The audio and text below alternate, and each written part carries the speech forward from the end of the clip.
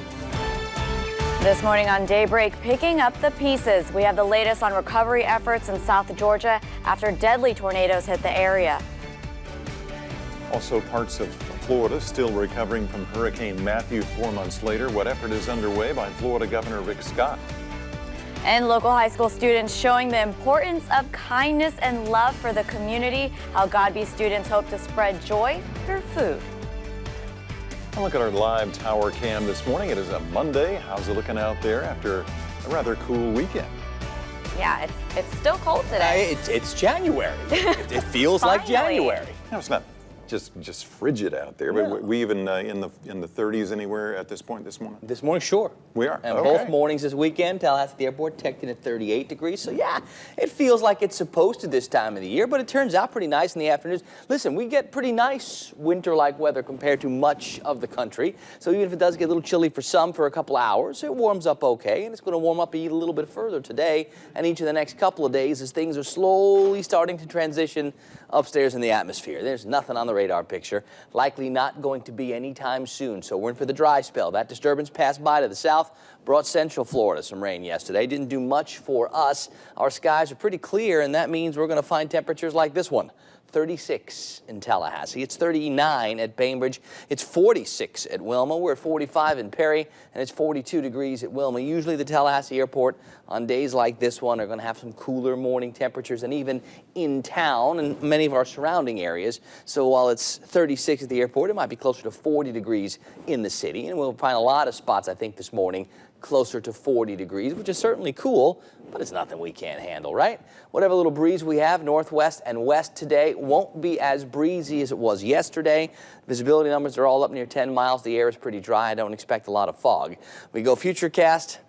Not going to find very much over the next several days. A couple of clouds. Sure, it's not going to be straight up blue in the sky, but I do think there's more sunshine and cloud cover for the next several days. As far as those temperatures go, they're going to warm a little bit. Still kind of chilly even lunchtime, but we should find highs today that get up into the 60s, a little farther into the 60s. And over the next several days, we've got shots to get back to 70. Our kind of seasonable, which is awfully nice. We'll break down the full forecast, guys, in just a couple of minutes. All right, thank you so much, Rob. In your news headlines this morning, deputies are investigating after a body is found in Leon County. Well, Leon County Sheriff's Office discovered the body on the northwest side of Tallahassee early Sunday morning. That's all they'll say about the location right now. The victim identified as 33-year-old Tiffany Nance. Foul play is suspected. If you have any information, you're asked to call Crime Stoppers or the Leon County Sheriff's Office. Markeith Lloyd, the man suspected in the killings of his pregnant ex-girlfriend and an Orlando police officer, back in a courtroom Saturday. The accused killer is facing new charges now. Amanda Castro has more. Good morning, Mr. Lloyd. You have Markeith Lloyd back in court, still wearing an eye patch and handcuffed, escorted by 2 officers, just 1 day after he refused to attend his first appearance on new charges. You have been charged on a warrant out of Orange County on 3 counts of aggravated assault with a firearm. The warrant referring to an incident back in August, 4 months before deputies say Lloyd shot and killed his ex-girlfriend, Sade Dixon. And then a month later, Orlando Police Lieutenant Deborah Clayton in front of a Walmart. The judge didn't say what happened, and the warrant doesn't list any details regarding the new charges. The whole appearance lasted less than a minute. This was Lloyd's 5th time facing a judge since his arrest last week, and he had nothing to say. It was a stark contrast compared to his earlier hearings. Thank you. I'm here for what? Resisting arrest. Come on. And this is what happened to me? Come on. And you. He's had outbursts, cursed at the judge, and refused to answer questions. All right, for the record, Mr. Lloyd just refuses to answer the last 3 or 4 questions that I've asked. This week, a judge ruled Lloyd can represent himself if he wants, at least for now. In this morning's first appearance, the judge said the issue of counsel will be addressed later. Thank you, sir. Have a good day. Meanwhile, cleanup is still ongoing for South Georgia residents. This is video of the aftermath in Dougherty County. Officials reporting 5 people killed in Albany. And this is video out of Cook County. They too saw some serious damage, of course, with authorities reporting 7 deaths. It's been a week since those deadly storms, and residents are still trying to pick up the pieces. Most of those deaths in Cook County happening at the Sunshine Acres Mobile Home Park. Our Nolani Matthews shows us more on recovery efforts there. The support is absolutely amazing. Behind me, it's all hands on deck here in Sunshine Acres. Hundreds of volunteers cleaning up after a deadly tornado ripped through this neighborhood just a week ago. All of this used to be 30 mobile homes. The shredded pieces of debris now being placed into neat piles. Everyone getting their hands dirty are volunteers, and just Saturday alone, there were more than 600 of them signed up to help. An overwhelming show of support that Congressman Austin Scott witnessed firsthand during his revisit to Sunshine Acres. We have people whose own homes were destroyed who are volunteering to help other people because they feel like other people are more in need than they are. I mean, it's just as sad as it is to look at this. You know, then you see everybody pulling together, and it's heartwarming. He says there's currently around 60 displaced families in Cook County. The cleanup will continue this week with the help of these volunteers. They're not only changing the way this trailer park looks, but now changing the lives of people here in Sunshine Acres. In Cook County, Nolani Matthews, WCTV, Eyewitness News. Thanks, Nolani. Well, FEMA, I should say, is urging residents affected by the recent storms to apply for assistance. You can apply for assistance through FEMA by going to disasterrecovery.gov or call them at 800-621-3362. Some things you will need when you apply: a description of the damage, when that damage occurred, and your social security information. People in Berrien, Cook, Crisp, Dougherty, Turner, and Wilcox counties are urged to apply as soon as possible. Meanwhile, several counties throughout Florida still recovering from Hurricane Matthew. It's been nearly 4 months since it hit some of the hardest hit areas, several beaches. To help with recovery, Governor Scott is using funds from the state. 4 counties will get nearly $15 million to restore eroded beaches. The money will be used to tackle roads, homes, and businesses. With Hurricane Matthew, our beaches were severely impacted. I traveled all along the coast here after Hurricane Matthew to see the devastation. The money will be distributed between Flagler, Volusia, St. Johns, and Brevard counties. Hurricane Matthew was the most destructive storm to hit the Sunshine State in more than a decade. City of Tallahassee is rallying behind its newly elected officials. The leadership prayer breakfast taking place Saturday morning. Local pastors and faith leaders gathering to pray for those in new positions, higher positions now. More than 400 attended, hoping to spread the message that together we are more powerful than we are divided. We are saying that together we can do so much when we come as one. There are many members, but there's one body, and that's the message.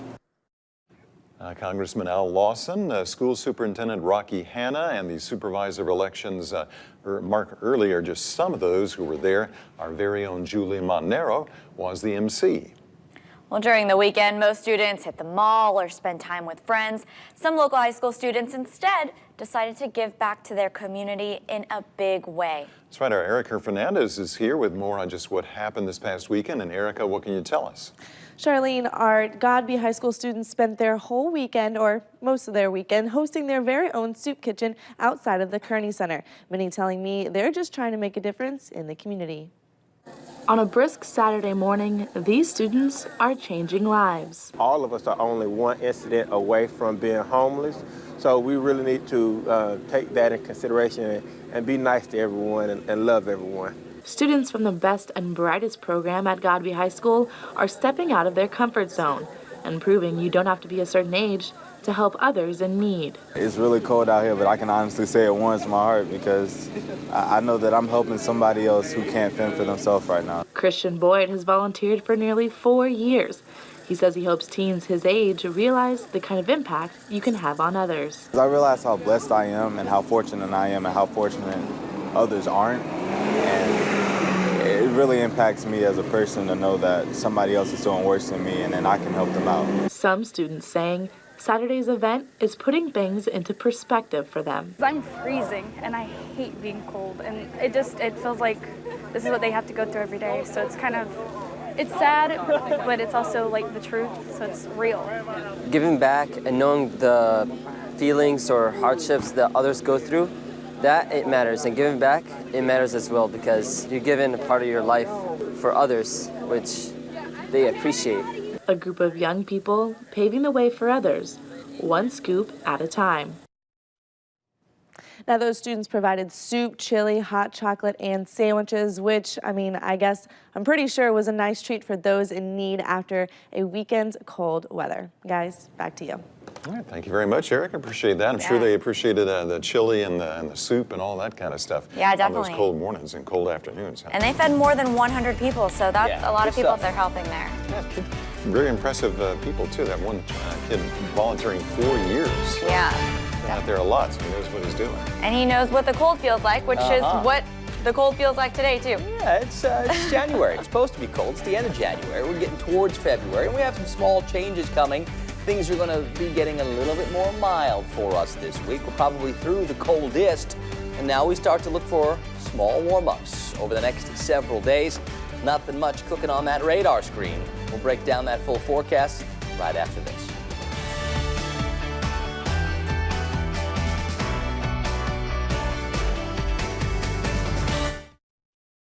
5 days only. North Florida, South Georgia. Largest, newest Hyundai dealer, Werner Hyundai. 2017 Tucson for $21,866. 6 months payment free. 2 years free maintenance. America's best warranty. Werner Hyundai, Tallahassee. The Japanese persimmon tree sometimes produces persimmons the first year planted, and the juicy persimmons are sweetly flavored like a peach. There's no better tasting fruit found anywhere than on Japanese grafted persimmon trees. These trees are ready to ship to you right now. You can grow your own grafted mayhaw trees from Tai Tai Nursery that will produce delicious mayhaws the first year planted. Mayhaw jelly is the world's best flavored jelly when eaten on toast or hot buttered biscuits. 1977, Disco, Bell Bottoms, and Ford F-Series starts its epic run as the best-selling trucks in America. 2017, F-Series is still king for 40 straight years. Why? Rock-solid durability, up-to-the nanosecond technology, and jaw-dropping capability. Ford F-Series, America's best-selling trucks for 40 straight years. Now get 0% financing for 72 months plus $2,500 bonus cash plus $500 Ford credit bonus cash on F-150. Only at your local Ford dealer. I'm Chase McNeil with McNeil Plumbing. I grew up in the plumbing business. It's what I know best. It's what my team knows best also. Our technicians have 300 years of combined pure plumbing experience. If it needs water to work right, we can make it work right. Dripping faucets and slow drainage can be annoying, but don't have to be costly. Get them fixed today. Call us at 562-5504. Just call McNeil. Fix it that for real, McNeil. Get $2,500 over Kelley Blue Book for your trade or a $2,500 American Express card when you purchase select new Hyundais. America's best warranty. Free 2-year maintenance program. Werner Hyundai, Tallahassee. Do you want to grow your business? WCTV can help with a wide range of digital solutions like geofencing, audience targeting, weather-targeted ads, and pay-per-click. Plus, we can get your message heard on social media, Facebook, Twitter, YouTube, and more. Highly targeted digital marketing services to help grow your business. Learn more about how we can help at wctv.tv/digital. It's the President's Day preview sale at Mattress One. Save store-wide, 0 interest or 100-day easy payoff.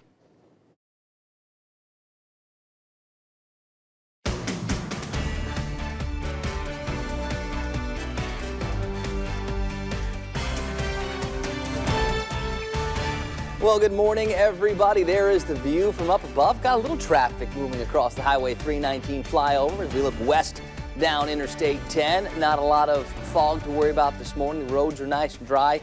It is a little chilly outside. I don't expect to see very much on the radar picture anytime soon. Off to the north, we see a little bit of green, even a little bit of white across parts of the Tennessee Valley. That's where all that will stay. For us this morning, we're beginning with some cool temperatures. The airport in Tallahassee, the coolest at 36 degrees. In Valdosta, we're at 39. Thomasville was starting off at 43, and the winds are a little bit less noticeable today compared to what was kind of a breezy weekend. 63, the top temperature yesterday, almost where it's supposed to be, and the normal morning low up a degree, back at 4.